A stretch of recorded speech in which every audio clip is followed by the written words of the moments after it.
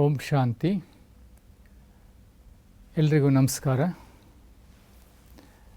6ನೇ ಅಧ್ಯಾಯದಲ್ಲಿ ಗೀತೆಯಲ್ಲಿ ನಾವು ವಿಶೇಷವಾಗಿ ಇಂದಿನ ಜಗತ್ತಿಗೆ ಬೇಕಾಗಿರ್ತಕ್ಕಂತಹ ನಾವು ಬದುಕಿನ ಮೌಲ್ಯಗಳನ್ನು ಜೊತೆಯಲ್ಲಿ ಆಧ್ಯಾತ್ಮಿಕ ಮೌಲ್ಯಗಳನ್ನು ಎರಡನ್ನೂ ತಿಳಿದುಕೊಳ್ತಕ್ಕಂಥ ವಿಶೇಷವಾಗಿರ್ತಕ್ಕಂಥ ಅಧ್ಯಾಯ ಅಂಥೇಳಿ ನಾನಾದರೂ ಸಹಿತ ಭಾವಿಸ್ತೀನಿ.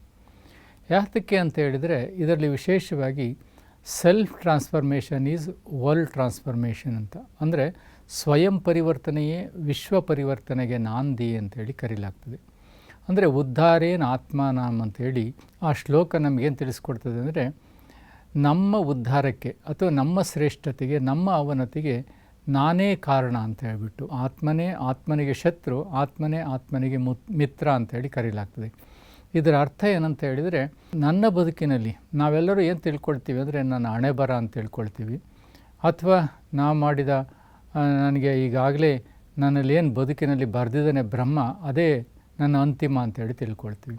ಆದರೆ ಇಲ್ಲಿ ಗೀತಾಚಾರ್ಯನಾಗಿರ್ತಕ್ಕಂಥ ಭಗವಂತನ ಉದ್ದೇಶ ಏನಂತಂದರೆ, ಆತ್ಮನಲ್ಲಿ ಅಪಾರವಾದ ಶಕ್ತಿ ಇದೆ.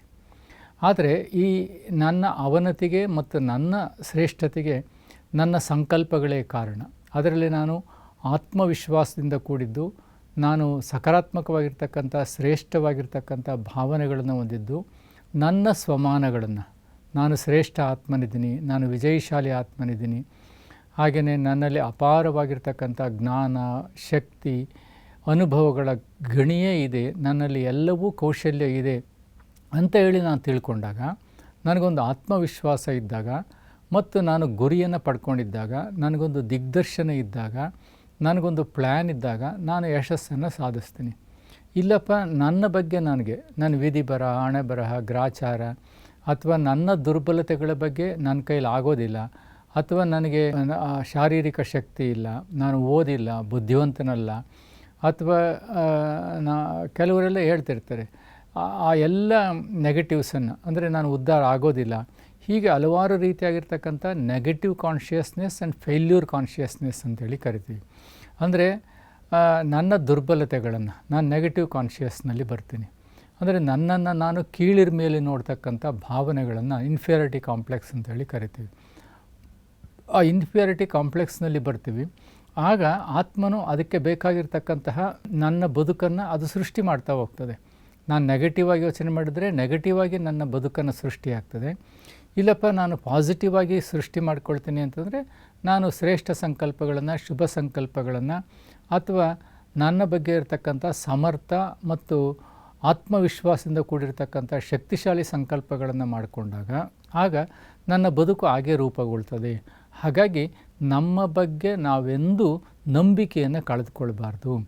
ನನ್ನ ಬಗ್ಗೆ ನನಗೆ ನಂಬಿಕೆ ಇರಬೇಕು. ನಾನು ಸಮರ್ಥನಿದ್ದೀನಿ, ನಾನು ಸಾಧಕನಿದ್ದೀನಿ, ನನಗೆ ಆತ್ಮವಿಶ್ವಾಸ ಇದೆ, ನಾನು ಅಧ್ಯಯನ ಮಾಡಬಲ್ಲೆ, ಅಧ್ಯಾಪನ ಮಾಡಬಲ್ಲೆ, ನಾನು ವಿಜಯಶಾಲಿ ಆಗಬಲ್ಲೆ, ಅಥವಾ ನಾನು ಎಲ್ಲ ಪರಿಸ್ಥಿತಿಗಳಿಂದಲೂ ಪಾರಾಗಬಲ್ಲೆ, ನನ್ನ ಜೊತೆಯಲ್ಲಿ ಭಗವಂತ ಇದ್ದಾರೆ ಅಂತಕ್ಕಂತಹ ಶ್ರೇಷ್ಠ ಸಂಕಲ್ಪಗಳನ್ನು ಮಾಡಿಕೊಂಡಾಗ ನಾವು ವಿಜಯಶಾಲಿ ಆಗ್ತೀವಿ. ಇಲ್ಲಪ್ಪ ನಾನು ದುರ್ಬಲ ಸಂಕಲ್ಪಗಳನ್ನ ಮಾಡಿಕೊಂಡ್ರೆ ನನ್ನ ಪತನಕ್ಕೆ ನಾನೇ ಕಾರಣ, ನನ್ನ ಪತನಕ್ಕೆ ನಾನೇ ನಾಂದಿಯನ್ನು ಆಡ್ದಂಗೆ ಆಗ್ತದೆ. ಹಾಗಾಗಿ ಎಲ್ಲರೂ ಸಹಿತವಾಗಿ ತಮ್ಮನ್ನು ತಾವು ಶ್ರೇಷ್ಠರಂತೇಳಿ, ಅಂದರೆ ಪಾಸಿಟಿವ್ ಸೆಲ್ಫಿಶ್ನೆಸ್ ಅಂತೇಳಿ ಕರಿತೀವಿ. ಅಂದರೆ ಸಕಾರಾತ್ಮಕವಾಗಿರ್ತಕ್ಕಂಥ ಸ್ವಾರ್ಥ ಅಂತೇಳಿ ನಾವು ಕರೆಯಲಾಗ್ತದೆ. ಹೀಗಾಗಿ ಇದು ಒಂದು ಮೌಲ್ಯ. ಅಂದರೆ ಇದು ನಾವು ತಿಳ್ಕೊಳ್ಬೇಕಾಗಿರ್ತಕ್ಕಂಥ 6ನೇ ಅಧ್ಯಾಯದಲ್ಲಿ ತಿಳ್ಕೊಳ್ಬೇಕಾಗಿರ್ತಕ್ಕಂಥ ವಿಶೇಷ ಮೌಲ್ಯ. ಎರಡನೇದು ಅಂತ ಹೇಳಿದರೆ, ಆಧ್ಯಾತ್ಮವನ್ನು ನಾವು ಹೇಗೆ ಅಧ್ಯಯನ ಮಾಡಬೇಕಾಗ್ತದೆ ಅಂತೇಳಿ. ಅಂದರೆ ಈ ಆಧ್ಯಾತ್ಮವನ್ನು ಅಧ್ಯಯನ ಮಾಡಬೇಕಾದ್ರೆ ನಾವು ಹಸಿದವನು ಆಧ್ಯಾತ್ಮವನ್ನು ಅಧ್ಯಯನ ಮಾಡಲಿಕ್ಕೆ ಆಗೋದಿಲ್ಲ ಅಂತ. ಅಂದರೆ ಹಸಿದವನಿಗೆ ಆಧ್ಯಾತ್ಮವನ್ನು ಹೇಳಲೂಬಾರದು ಅಂತ ಹೇಳ್ತದೆ. ಇದನ್ನೇ ಸ್ವಾಮಿ ವಿವೇಕಾನಂದಜಿಯವರು ಸಹಿತ ಅವರ ಭಾಷಣಗಳಲ್ಲಿ ಉಲ್ಲೇಖ ಮಾಡ್ತಾರೆ. ಅಂದರೆ ಹಸಿದವನಿಗೆ ಮೊದಲು ಅನ್ನ ಕೊಡಿ, ಆಮೇಲೆ ಆಧ್ಯಾತ್ಮವನ್ನು ಹೇಳಿ ಅಂತೇಳಿ. ವಿಧವೆಗೆ ಸಾಂತ್ವನ ಹೇಳಿ, ನಂತರ ನೀವು ಆಧ್ಯಾತ್ಮವನ್ನು ಹೇಳಿ ಅಂತ. ಅದನ್ನೇ ಭಗವದ್ಗೀತೆ ನಮಗೆ ಹೇಳ್ಕೊಡ್ತದೆ. ಅಂದರೆ ಇಂದಿನ ಅಧ್ಯಾಯದಲ್ಲಿ ನಾವು ಕರ್ಮ ಯೋಗದ ಬಗ್ಗೆ ಚಿಂತನೆಯನ್ನು ಮಾಡ್ತೀವಿ. ಅಂದರೆ ನಾವು ಈ ಜಗತ್ತಿನಲ್ಲಿರಬೇಕಾದ್ರೆ ಪ್ರತಿಯೊಬ್ಬರು ಕರ್ಮ ಮಾಡಬೇಕೇ ಹೊರತು ಈ ಕರ್ಮ ಸನ್ಯಾಸವನ್ನು ಮಾಡಬಾರ್ದು. ನಾವು ಕರ್ಮ ಯೋಗಿಯಾಗಿ ಬದುಕಬೇಕು ಅಂತ ಹೇಳ್ಬಿಟ್ಟು ನಮಗೆ 6ನೇ ಅಧ್ಯಾಯದಲ್ಲೂ ಅದನ್ನು ಮುಂದುವರಿಸ್ತಾ ಹೇಳ್ತದೆ. ನಾವು ನಮ್ಮ ಬದುಕಿನಲ್ಲಿ ಪೂರ್ಣವಾಗಿ ಹಸಿವಿನಿಂದಲೂ ಇರಬಾರ್ದು. ಕೆಲವರು ಏನು ಮಾಡ್ತಾರೆ, ಉಪವಾಸ ಮಾಡ್ತೀವಿ, ತಿಂಗಳುಗಟ್ಟಲೆ ಉಪವಾಸ ಮಾಡ್ತೀವಿ, ಭಗವಂತನಿಗೆ ಒಲಿಬೇಕು, ಇಲ್ಲಾಂದರೆ ನಾನು ಅನ್ನ ನೀರಿಲ್ಲದಲೇ ಸಾಯ್ತೀನಿ ಅಂತಕ್ಕಂತಹ ಒಂದು ಸಾಹಸದ ಹೆಜ್ಜೆಗಳನ್ನ ಇಡ್ತಾರೆ. ಹಾಗಾಗಿ ನಮಗೆ ನಾವೇ ಶಿಕ್ಷೆ ಕೊಟ್ಕೊಂಡು ಅದನ್ನೇ ಕಾಶಿ ಕಲ್ವಟ್ ಅಂತ ಕರಿತೀವಿ. ಹೋಗಿ ಕಾಶಿಯಲ್ಲಿ ನಿಂತ್ಕೊಂಡು ನಾನು ಈ ಬಾವಿಯಲ್ಲಿ ಬಿದ್ದೋಗ್ಬಿಡ್ತೀನಿ, ಭಗವಂತ ನನಗೆ ಮುಕ್ತಿ, ಜೀವನ್ಮುಕ್ತಿಯನ್ನು ಕೊಡು ಅಂತೇಳಿ. ಸೊ ಇಂತಹ ಹಠದ ಸಾಧನೆಗಳನ್ನು ಮಾಡೋದ್ರಿಂದ ಏನೂ ಪ್ರಯೋಜನ ಇಲ್ಲ ಎನ್ನುವ ಮಾತನ್ನು ಇದು ಹೇಳಲಾಗ್ತದೆ. ಅತಿಯಾಗಿ ತಿನ್ನುವವನಿಗೂ ಜ್ಞಾನವನ್ನು ಹೇಳ್ಬಾರ್ದು, ಜ್ಞಾನ ಇಡಿಸೋದು ಇಲ್ಲ, ಅವನ ಅಧ್ಯಯನ ಮಾಡಲಿಕ್ಕೆ ಆಗೋದಿಲ್ಲ. ಅಂದರೆ ಅತಿಯಾಗಿ ಉಪವಾಸ ಮಾಡುವವನು ಆಧ್ಯಾತ್ಮವನ್ನು ಸಾಧನೆ ಮಾಡಲಿಕ್ಕೆ ಆಗೋದಿಲ್ಲ. ಯಾಕೆಂದರೆ ಆಧ್ಯಾತ್ಮ ಸಾಧನೆ ಮಾಡಬೇಕು ಅಂತಂದರೆ ನಮಗೆ ಶಕ್ತಿ ಬೇಕು. ಶರೀರ ಪ್ಲಸ್ ಆತ್ಮ ಎರಡೂ ಸೇರಿ ನಾವು ಜೀವಾತ್ಮ ಅಂತೇಳಿ ಕರಿತೇವೆ ಹೊರತು ಬರೀ ಆತ್ಮನೊಂದೇ ಸಾಧನೆಯನ್ನು ಮಾಡಲಿಕ್ಕಾಗೋದಿಲ್ಲ. ಶರೀರದಲ್ಲಿ ಇದ್ದುಕೊಂಡು ನಾವು ಸಾಧನೆಯನ್ನು ಮಾಡಬೇಕಾಗ್ತದೆ. ಹಾಗಾಗಿ ಶರೀರದಲ್ಲಿ ಇರಬೇಕಂತ ಹೇಳಿದರೆ ಕರ್ಮ ಮಾಡಬೇಕು. ಶರೀರದಲ್ಲಿ ಇರಬೇಕಂದ್ರೆ ಅನ್ನ ಆಹಾರಗಳನ್ನು ನಾವು ಸೇವಿಸಬೇಕಾಗ್ತದೆ. ಹಾಗಾಗಿ ಅನ್ನ ಆಹಾರಗಳನ್ನು ಬಿಟ್ಟು ನಾವು ಧ್ಯಾನ ಮಾಡ್ತೀನಿ ಅಂದರೆ ಅದು ಭಗವಂತನಿಗೆ ಇಷ್ಟವಿಲ್ಲ ಎನ್ನುವುದನ್ನು ಭಗವದ್ಗೀತೆ ನಮ್ಗೆ ಹೇಳ್ಕೊಡ್ತದೆ. ಎರಡನೇದಾಗಿ ಅತಿಯಾಗಿ ತಿನ್ನುವವನು ಅಂದರೆ ಲಾಲಚ್ ಅಂತೇಳಿ ಕರಿತೀವಿ. ಅಂದರೆ ಅವನಿಗೆ ಎಲ್ಲವೂ ಬೇಕು, ಬೋಂಡ ಇರಲಿ, ಸಿಹಿ ಇರಲಿ, ಐಸ್ ಕ್ರೀಮ್ ಇರಲಿ, ಅದು ಇದು ತಿಂತಾನೆ. ಅಂದರೆ ಅಲ್ಲಿ ತಿನ್ನುವುದರಲ್ಲಿ ಆಸಕ್ತಿ ಅಂತೇಳಿ ಕರಿತೀವಿ. ಯಾರು ತಿನ್ನುವುದರಲ್ಲಿ ಆಸಕ್ತಿಯನ್ನು ಹೊಂದಿರ್ತಾನೆಯೋ ಅವನಿಗೂ ಸಹಿತವಾಗಿ ಭಗವಂತನೊಡನೆ ಅನುಸಂಧಾನ ಮಾಡಲಿಕ್ಕೆ ಆಗೋದಿಲ್ಲ, ಅಥವಾ ಅವನು ಆಧ್ಯಾತ್ಮ ಸಾಧನೆಯನ್ನು, ಮೌಲ್ಯಗಳನ್ನು ತನ್ನ ಜೀವನದಲ್ಲಿ ಅಳವಡಿಸ್ಕೊಳ್ಳೋಕ್ಕಾಗೋದಿಲ್ಲ. ಯಾಕೆಂದರೆ ಅತಿಯಾಗಿ ತಿಂತಾನೆ, ಅಜೀರ್ಣ ಆಗ್ತದೆ, ಅಥವಾ ದಪ್ಪಗಾಗ್ತಾನೆ, ಅಥವಾ ಅವನಿಗೆ ಹಲವಾರು ರೋಗಗಳ ಗೂಡಾಗ್ತದೆ ಶರೀರ. ಹೀಗೆ ಅತಿಯಾಗಿ ತಿನ್ನುವವನಿಗೆ ಆಸಕ್ತಿ ಜಾಸ್ತಿ ಇರ್ತದೆ. ಅಂದರೆ ಯಾವುದರಲ್ಲಿ? ದೇಹಾಭಿಮಾನದ ಆಸಕ್ತಿ ಇರ್ತದೆ, ಅಥವಾ ಪಂಚೇಂದ್ರಿಯಗಳಲ್ಲಿ ಆಸಕ್ತಿ ಇರ್ತದೆ, ಪಂಚವಿಕಾರಗಳಲ್ಲಿ ಆಸಕ್ತಿ ಇರ್ತದೆ, ಪಂಚಭೂತಗಳಲ್ಲಿ ಆಸಕ್ತಿ ಇರ್ತದೆ. ಹಾಗಾಗಿ ಅವನು ನ್ಯಾರ ಮತ್ತು ಪ್ಯಾರ ಆಗಿರೋದಿಲ್ಲ. ಅತಿಯಾಗಿ ತಿನ್ನುವವನಿಗೂ ಸಹಿತ ಆಧ್ಯಾತ್ಮವು ಸಾಧನೆ ಮಾಡಲಿಕ್ಕಾಗೋದಿಲ್ಲ, ಅಂಥವ್ರಿಗೆ ಹೇಳಬಾರ್ದು ಅಂತೇಳಿ ಕರೆಯಲಾಗ್ತದೆ. ಅತಿಯಾಗಿ ಎದ್ದಿರುವವರು ಅಂದರೆ ಜಾಗೃತರಾಗಿರುವವರು, ನಾನು ರಾತ್ರಿಯೆಲ್ಲ ಯೋಗ ಮಾಡ್ತೀನಿ, ನಾನು ಇಡೀ 24 ಗಂಟೆನೂ ಯೋಗ ಮಾಡ್ತೀನಿ, ಆ ರೀತಿ ಶರೀರವನ್ನು ದಂಡಿಸಿ ನೀವು ಸಾಧನೆಯನ್ನು ಮಾಡಿದರೆ ಅದು ನನಗೆ ಪ್ರಿಯವಲ್ಲ, ಅದು ಸಾಧನೆಯೂ ಅಲ್ಲ ಎನ್ನುವುದನ್ನು ಭಗವದ್ಗೀತೆ ಇದರಲ್ಲಿ ತಿಳಿಸ್ಕೊಡ್ಲಾಗ್ತದೆ. ಹಾಗಾಗಿ ಅತಿಯಾಗಿ ಸೇವಿಸುವವನು ಮತ್ತು ಅತಿಯಾಗಿ ಉಪವಾಸ ಇರುವವನು, ಜೊತೆಯಲ್ಲಿ ನಿದ್ರೆ ಮಾಡದೇ ಇರುವವನು, ಜಾಗೃತನಾಗಿರ್ತಕ್ಕಂಥವನು, ಘೋಡಾಕೇಶ ಅಂತೇಳಿ ಕರೀತಾರೆ. ಹೌದು, ನಾವು ನಿದ್ರೆಯೂ ಅವಶ್ಯಕವಾಗಿರ್ತದೆ. ಅದು ಹೇಗಿರಬೇಕಂದ್ರೆ ಗೂಢಾಕೇಶನಾಗಿರಬೇಕು. ಅಂದರೆ ನಮಗೆ ಎಚ್ಚರದ ಸ್ಥಿತಿಯೂ ನಿದ್ರಾ ಸ್ಥಿತಿಯೂ ಏನಿರ್ತದೆ consciously, so we have to produce the delta waves ಅಂತೇಳಿ ಕರೀಲಾಗ್ತದೆ. ಅಂದರೆ ನಾವು ಕಾನ್ಷಿಯಸ್ಸಲ್ಲಿ ಇದ್ದುಕೊಂಡು ನಾವು ಡೆಲ್ಟಾ ಸ್ಥಿತಿಯಲ್ಲಿದ್ದಾಗ ನಮಗೆ ಒಂದು ವಿಶ್ರಾಂತಿಯ ಸ್ಥಿತಿಯನ್ನು ನಾವು ಪಡಿತೀವಿ. ಆ ಸ್ಥಿತಿಯನ್ನು ಯೋಗ ನಿದ್ರೆ ಎಂದು ಕರೆಯಲಾಗ್ತದೆ. ಹಾಗಾಗಿ ಅತಿ ನಿದ್ರೆ ಮಾಡುವವನಿಗೂ ಸಹಿತ ಜ್ಞಾನವನ್ನು ಹೇಳ್ಬೇಡ ಎನ್ನುವ ಮಾತನ್ನು ಇಲ್ಲಿ ಹೇಳಲಾಗ್ತದೆ.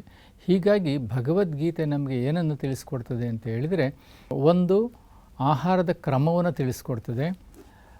ಹಾಗೆಯೇ ಇಲ್ಲಿ ವಿಶೇಷವಾಗಿ ನಮಗೆ ತಿಳಿಸ್ಕೊಡ್ತಕ್ಕಂಥದ್ದು ಆಧ್ಯಾತ್ಮ ಸಾಧನೆಯ ಆದಿಯಲ್ಲಿ ನಮ್ಮ ಬದುಕು ಹೇಗಿರಬೇಕು, ನಮ್ಮ ಜೀವನ ಹೇಗಿರಬೇಕು, ಡೈಟಿಂಗ್ ಸಿಸ್ಟಮ್ ಹೇಗಿರಬೇಕು ಎನ್ನುವುದನ್ನು ಇದರಲ್ಲಿ ತಿಳಿಸ್ಕೊಡ್ಲಾಗ್ತದೆ. ಹಾಗಾಗಿ ಭಗವಂತ ಗೀತಾಚಾರ್ಯನಾಗಿರ್ತಕ್ಕಂಥವನು ನಮಗೆ ಸಾಧನೆಯ ಟ್ರೈನಿಂಗನ್ನು, ತರಬೇತಿಯನ್ನು, ಆಧ್ಯಾತ್ಮಿಕ ತರಬೇತಿಯನ್ನು ಇಲ್ಲಿ ನೀಡಲಾಗ್ತದೆ. ಹಾಗಾಗಿ ಉದ್ಧಾರೇನ ಆತ್ಮನಾಂ ಆತ್ಮ ಅಂದರೆ ಆತ್ಮನ ಉದ್ಧಾರಕ್ಕೆ ಯಾವುದು ಕಾರಣ ಅಂದರೆ ನನಗೆ ನಾನೇ ಶತ್ರು, ನನಗೆ ನಾನೇ ಮಿತ್ರ. ಇದನ್ನು ಪ್ರಮುಖವಾಗಿ ಈ ಅಧ್ಯಾಯದಲ್ಲಿ ನಾವು ತಿಳ್ಕೊಳ್ಬೇಕು. ನನ್ನ ಉದ್ಧಾರಕ್ಕೆ ನಾನೇ ಕಾರಣ ಅಂತ ಹೇಳ್ಬಿಟ್ಟು. ಎರಡನೇದಾಗಿ ಆಹಾರದ ಬಗ್ಗೆ, ಕ್ರಮದ ಬಗ್ಗೆ ಹೇಳಿರ್ತಕ್ಕಂಥದ್ದು, ಹಾಗೆಯೇ ನಿದ್ರೆಯ ಬಗ್ಗೆ ಹೇಳಿರ್ತಕ್ಕಂಥದ್ದು. ಈ ಮೌಲ್ಯಗಳೇನಿದೆ ಬಹಳ ಪ್ರಮುಖವಾಗಿರ್ತಕ್ಕಂಥವು. ಹಾಗಾಗಿ ನಾವು ಭಗವದ್ಗೀತೆಯನ್ನು ಬಹಳ ಡೀಟೇಲಾಗಿ ಅಧ್ಯಯನ ಮಾಡ್ತೀನಿ ಅಂತ ಹೇಳಿದರೆ ಡೀಟೇಲಾಗಿ ಅಧ್ಯಯನ ಮಾಡ್ಬೋದು, ಬಟ್ ಇನ್ ಜಿಸ್ಟ್ ಅಂದರೆ ಈ ಸಾರಯುಕ್ತವಾಗಿ ನಾವು ಹೇಗೆ ತಿಳ್ಕೊಳ್ಬೇಕಾಗ್ತದೆ, ಅಥವಾ ಸಾರಯುಕ್ತವಾಗಿ ನಾವು ಅದರ ಮೌಲ್ಯಗಳನ್ನು ನಮ್ಮ ಜೀವನದಲ್ಲಿ ಹೇಗೆ ಅಳವಡಿಸ್ಕೊಳ್ಬೇಕಾಗ್ತದೆ ಎನ್ನುವುದನ್ನು ನಾವು ತಿಳ್ಕೊಂಡು ಅಧ್ಯಯನ ಮಾಡಿದರೆ, ಅಥವಾ ನಮ್ಮ ಜೀವನದಲ್ಲಿ ಅಳವಡಿಸ್ಕೊಂಡ್ರೆ ಅದು ವಿಶೇಷವಾಗಿ ನಮಗೆ ಅನುಕೂಲ ಆಗ್ತದೆ. ಇಲ್ಲಿ ಸತೋ, ರಜೋ, ತಮೋ 3 ಶಕ್ತಿಗಳನ್ನು ಹೇಳಲಾಗ್ತದೆ. ಅಂದರೆ ಸತೋ ಪ್ರಧಾನವಾಗಿರ್ತಕ್ಕಂಥದ್ದು, ರಜೋ ಪ್ರಧಾನವಾಗಿರ್ತಕ್ಕಂಥದ್ದು ಮತ್ತು ತಮೋ ಪ್ರಧಾನವಾಗಿರ್ತದೆ. ರಜೋ ಮತ್ತು ತಮೋ ಗುಣ ಏನಿದೆ ದ್ವಾಪರ ಮತ್ತು ಕಲಿಯುಗಕ್ಕೆ ಸಂಬಂಧಪಟ್ಟಿರ್ತಕ್ಕಂಥದ್ದು. ನಾವು ಸತ್ವ ಪ್ರಧಾನವಾಗಿರ್ತಕ್ಕಂಥ ನಿದ್ರೆ, ಸತ್ವ ಪ್ರಧಾನವಾಗಿರ್ತಕ್ಕಂಥ ಊಟ, ಸ್ವತೋಪ್ರಧಾನವಾಗಿರ್ತಕ್ಕಂಥ ನಮ್ಮ ಅಂದರೆ ಪಾಸಿಟಿವ್ ಕಾನ್ಷಿಯಸ್ನೆಸ್, ಸಕಾರಾತ್ಮಕವಾಗಿರ್ತಕ್ಕಂಥ ಚಿಂತನೆಗಳಿರಬೇಕು ಅನ್ನೋದು ಈ ಅಧ್ಯಾಯದ ಮೂಲ ಉದ್ದೇಶ. ಈ ಮೌಲ್ಯಗಳನ್ನು ತಿಳಿದುಕೊಂಡು ನಮ್ಮ ಜೀವನದಲ್ಲಿ ನಾವು ಅಳವಡಿಸ್ಕೊಳ್ತಕ್ಕಂಥ ಪ್ರಯತ್ನ ಮಾಡಿ ಸಾಧನೆಯ ಹಾದಿಯಲ್ಲಿ ಮುನ್ನಡೆಯೋಣ ಅಂತ ಹೇಳ್ತಾನೆ. ಎಲ್ರಿಗೂ ನಮಸ್ಕಾರ, ಒಳ್ಳೆಯದಾಗಲಿ.